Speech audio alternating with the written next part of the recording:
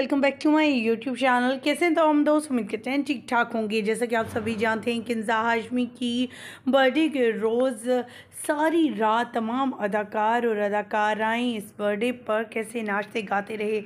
शब रात के इस दिन और रात में अदाकारा की बर्थडे को लेकर सारी रात नाच गाना चलता रहा।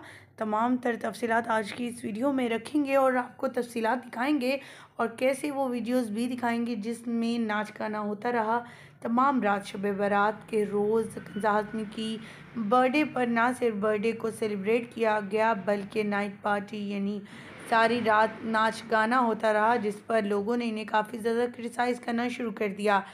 किंजा हाशमी एक बेहतरीन अदाकारा हैं, लेकिन अदाकारा के साथ साथ वो अच्छे दिल की भी मालिक हैं। लेकिन लोगों ने इनके इस बर्थडे पार्टी को लेकर काफ़ी ज़्यादा ट्रोल करना इन्हें शुरू कर दिया है। लोगों का कहना है कि अदाकारा को इस बात का तो ख्याल रखना चाहिए था कि आज उनके इस्लामी दिन का एक बहुत ही ख़ास दिन है, ख़ास रात है जिसमें इबादत की जाती है और इंसान बुराइयों से बचने के लिए कोशिश करता है। लेकिन किंजा हाशमी ने अपनी बर्थडे को सेलिब्रेट ना सिर्फ किया लेकिन वहाँ पर नाच गाना म्यूज़िक चलता रहा। तमाम अदाकाराएँ और अदाकार मिलकर डांस करते नाचते गाते नज़र आए।